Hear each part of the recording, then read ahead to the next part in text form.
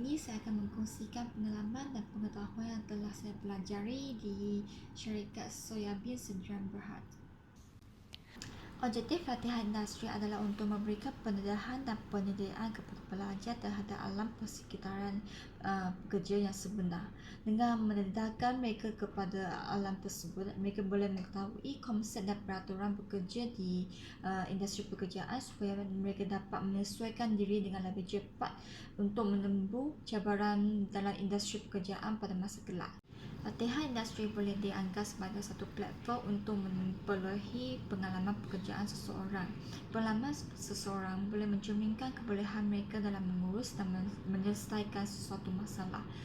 Kebolehan dan kemahiran teknikal boleh ditingkatkan sepanjang masa mereka menceburi dalam sesuatu bidang di mana kemahiran ini tidak dapat dipelajari semata-mata menerusi buku. Latihan industri boleh membantu seseorang untuk meningkatkan etika dan kemahiran insannya. Menerusi latihan industri ini, pelajar boleh mempertingkatkan kemahiran berfikir secara kritikal, kemahiran berkomunikasi semasa berurusan dengan rakan sekerja dan juga kebolehan untuk menyelesaikan masalah secara inovatif. Untuk pengetahuan anda, pada tahun 1995, Everbest Soyabin Product Sdn Bhd yang pertama telah ditubuhkan. Namun ia hanya memfokuskan pada penghasilan produk berdasarkan kacang soya. Kemudian Everbest telah mula mengembangkan pasarannya di peringkat antarabangsa untuk meningkatkan pendedahan dan pengiktirafan jenamanya. Dengan pencapaian ini, Everbest telah menemukan satu lagi cawangan Everbest Veggie Sdn Bhd pada tahun 2012 yang mengkhususkan dalam pembuatan dan peredaran rangkaian produk vegetarian untuk mempromosikan gaya hidup dan pemakanan yang sihat. Pada tahun 2020, Everbest tengah dalam persedia untuk menemukan cawangan ketiganya iaitu Everbest Biotech Sdn Bhd di Kulim demi memenuhi permintaan pasaran yang berkembang pesat. Everbest dengan tempoh penubuhan selama 25 tahun telah mempunyai perkembangan produk yang matang dalam pelbagai rangkaian produk vegetarian dan juga diketuai oleh beberapa kumpulan kepakaran yang berbakat. Dengan pengaplikasian teknologi terkini yang canggih dan hubungan globalisasi yang luas dalam industri makanan, Everbest telah meluaskan pasarannya dengan mengeksporkan produknya ke lebih daripada 28 negara di seluruh dunia. Semua produk Everbest telah diiktirafkan dengan sijil halal, HACCP, GMP dan juga ISO 22000. Terutamanya kacang soya bukan GMO daripada Kanada telah dipilih sebagai bahan mentah utama mereka untuk memastikan nilai pemakanan yang tinggi kepada pelanggan. Sampai masa kini, Everbest telah mengeluarkan sebanyak 80 jenis produk berdasarkan kacang soya dan vegetarian, di mana ia dapat dikumpulkan kepada produk bean curd skin, spring roll, soya bean, yuba dan juga texture soy protein ISP.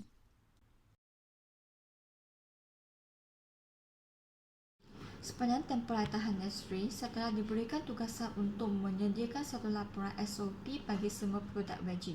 Untuk pengumpulan maklumat, saya harus memantau dan mencatatkan seluruh lantaian pengeluaran dari pemprosesan, pembungkusan sampai ke penyimpanan produk makanan. Selain itu, saya harus sentiasa memastikan bahan mentah yang akan dimasukkan ke dalam mesin adalah berada dalam keadaan yang baik. Selain itu, saya juga harus mengenali pengendali mesin akan mengikut piawaian atau SOP yang sudah ditetapkan supaya semasa mereka mengendali mesin dalam penghasilan makanan. Selain itu, saya turut merekodkan input dan output bahan bagi setiap proses seperti pemotongan, pembentukan, pengorengan, pengukusan, penunjukan dan pembungkusan. Ini bertujuan untuk mengetahui kerugian dan pembaziran bahan bagi setiap proses tersebut supaya dapat mengawal pembaziran tersebut pada tahap yang paling minimal. Selain itu, ini secara tidak langsung dapat mengurangkan kerugian kos penghasilan dan juga meningkatkan kuantiti penghasilan bagi setiap proses tersebut. Saya turut merekodkan kadar pemprosesan dan penghasilan bagi setiap produk tersebut untuk mengetahui tempoh masa yang diperlukan untuk menghasilkan setiap produk tersebut. Dengan pengetahuan ini, kapasiti dan kadar produktiviti dapat dikawal pada tahap yang paling masing.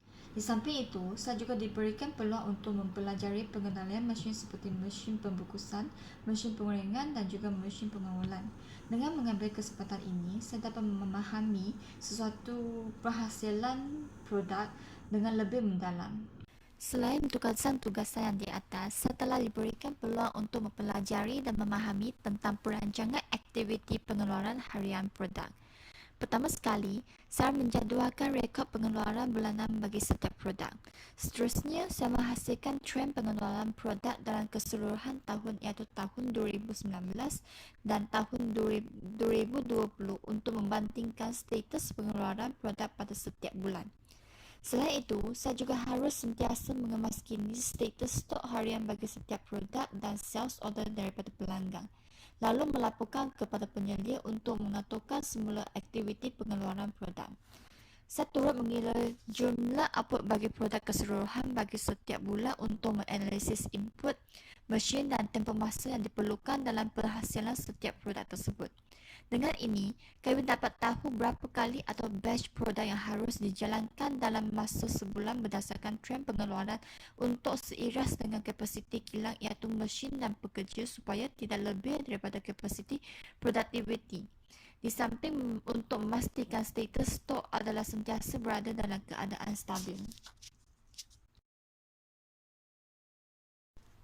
Melalui latihan industri ini, saya telah mempelajari banyak ilmu pengetahuan dan juga kemahiran tidak kira dari segi teknikal atau insania. Dengan pelaksanaan tugas yang diberi, saya telah memahami pengendalian mesin, rantaian pengeluaran, pembungkusan, pengenalan input, output dan pembaziran serta pengawalan kadar produktiviti produk, di mana pengetahuan ini tidak dapat dipelajari semata-mata melalui buku, tetapi kita harus mengalaminya secara. Sepanjang tempoh latihan industri ini, saya telah dapat mempertingkatkan kemahiran berfikir dan cara menangani masalah yang dihadapi secara inovatif dan proaktif. Semasa berurusan dengan rekan sekerja, secara tidak langsung saya telah dapat mempelajari bagaimana untuk berkomunikasi dan bekerjasama dengan rakan sekerja dengan lebih efektif supaya maklumat dapat disampaikan dengan lebih jelas.